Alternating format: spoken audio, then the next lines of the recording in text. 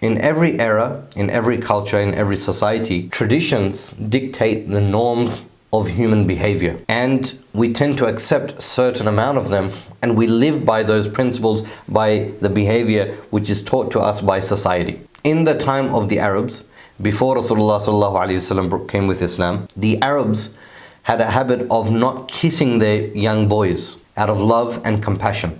It was considered, inappropriate, or it wasn't considered manly. So there's a hadith in Sahih al-Bukhari 5998. عن عائشة رضي الله عنها قالت جاء إعرابي إلى النبي صلى الله عليه وسلم فقال تقبلون الصبيان فما نقبلهم فقال النبي صلى الله عليه وسلم أو أملك لك أن نزع الله من قلبك الرحمة. A Bedouin came to the Prophet صلى الله عليه وسلم and said, "You people kiss the boys? We do not kiss them." The Prophet ﷺ said, "I cannot put mercy in your heart after Allah subhanahu wa ta'ala has taken it away." Allahu Akbar. Just think about the words of Rasulullah ﷺ. That Nabi ﷺ is saying that I cannot put mercy in your heart, meaning you are merciless.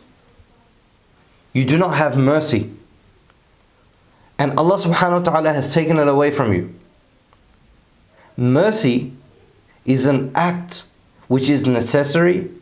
It is essential for the development and the growth of young kids.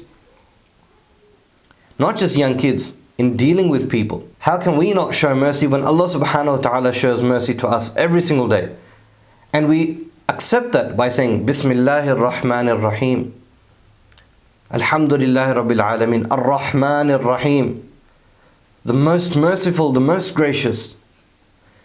Believe me, brothers, when I tell you that if you want mercy from Allah subhanahu wa ta'ala, you must be able to give mercy to others.